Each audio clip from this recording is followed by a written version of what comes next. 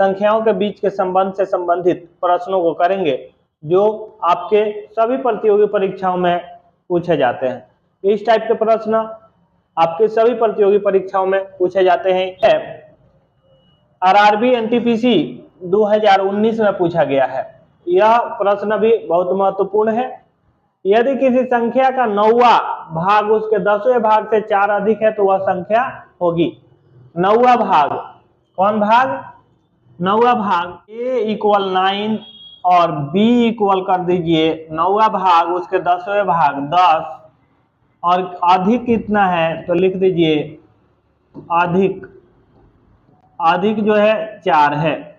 अब इसको हम लोग सॉल्व करेंगे, वह संख्या क्या है? तो संख्या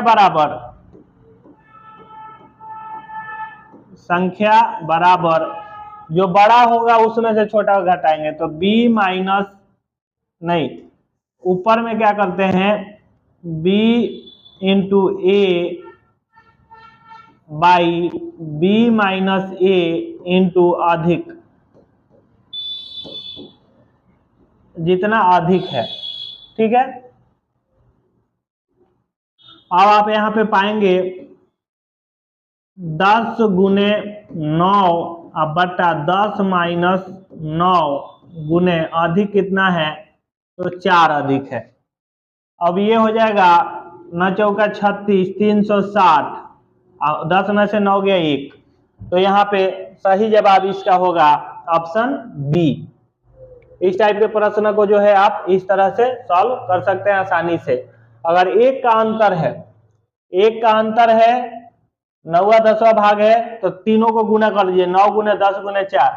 अगर 2 का अंतर है 2 का तो 2 से डिवाइड कर दीजिए तीनों को गुणनफल में। नेक्स्ट क्वेश्चन देखेंगे, यूपीएससी सीसेट 2021।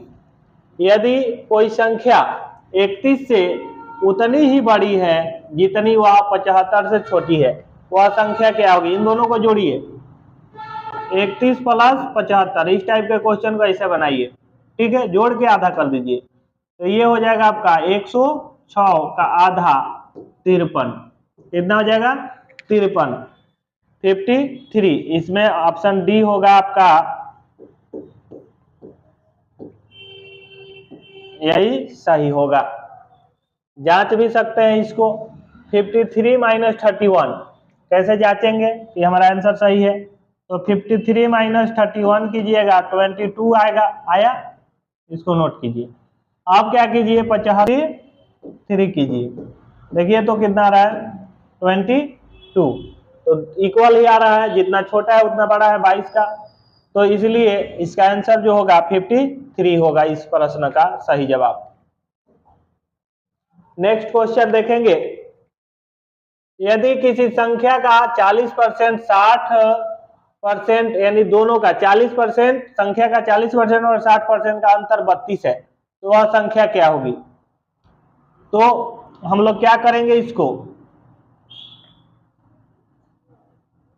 32 गुने 100 बट्टा 60 माइनस 40, तो 32 गुने 100 और 60 में से 40 गया 20। ठीक है,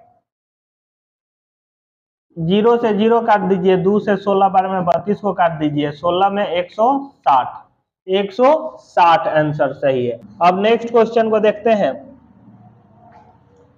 जब 5A7 में 335 यानी 335 जोड़ा जाता है तो परिणाम 808B2 प्राप्त होता है। यदि 8B2 संख्या 3 से विभाज्य हो, अब देखिए क्या करते हैं हम लोग, यहाँ पे 5A7 लिखिए। ठीक है, इसमें 335 ऐड कीजिए। ओके, 7 5 12 का 2 और 1 यहाँ पे आ जाएगा, आपका 1 आ जाएगा, 5 3 8, यहाँ पे तो कैरी 0 है, 5 3 8 है, कोई कैरी है नहीं, 8 हो जा रहा है। अब यहाँ पे b जो है ना, b का वैल्यू पता करना है हम लोगों को, तो 8 प्लस b प्लस 2, ध्यान दीजिएगा ये पूरा जो है 3 से कटना चाहिए जोड़ने पर, कितना से? 3 से। तो बी के स्थान पे अगर हम लोग 2 रखते हैं, 2 रखते हैं, तो 8 2 10, 8 2 12, 3 से कट जाएगा, ठीक है। तो 2 भी रख सकते हैं, और क्या रख सकते हैं, 5 रखेंगे तो 15 होगा, 2 नहीं तो 5 रख सकते हैं, नहीं तो और क्या 8 भी रख सकते हैं।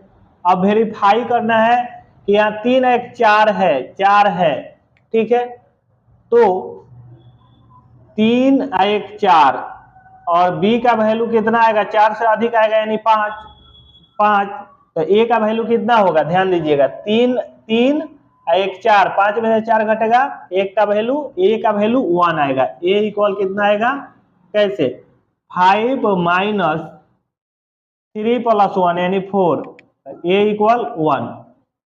यह प्रश्न जो है यहाँ देख रहे हैं आप, एसएससी सीजीएल 2022 का क्वेश्चन है, पीवाईक्यू है।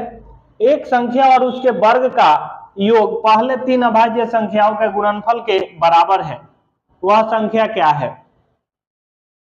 एक संख्या और उसके वर्ग का योग पहले 3 अभाज्य संख्याओं के गुणनफल के बराबर है, वह संख्या क्या है। तो पहले 3 अभाज्य संख्याओं की बात करें तो 2 हो गया, 3 हो गया और 5 हो गया, इसका गुणनफल 30 हो गया। 30 को अगर 2 भागों में हम लोग कर दें तो 3 दूनी 6 गुने 5 आएगा, 6 गुने 5 आएगा। अगर 6 का स्क्वायर करें तो 30 से ज्यादा हो जाएगा, अगर 5 का स्क्वायर करें तो 25 होगा, 5 का स्क्वायर करेंगे तो 25 होगा। और क्या कर रहा है, एक संख्या और उसके वर्ग का योग, तो 5 का स्क्वायर यानी कि संख्या 5 मान लीजिए, 5 का स्क्वायर 25 है, इसी में कितना जोड़ना है, 5, संख्या प्लस संख्या का वर्ग का स्क्वायर, तो ये 30 के बराबर है। यानी कि जो संख्या होगी वो इस प्रश्न का सही जवाब होगा ऑप्शन सी, 5। नेक्स्ट प्रश्न आप देखेंगे यहाँ पे, सेकेंड क्वेश्चन है,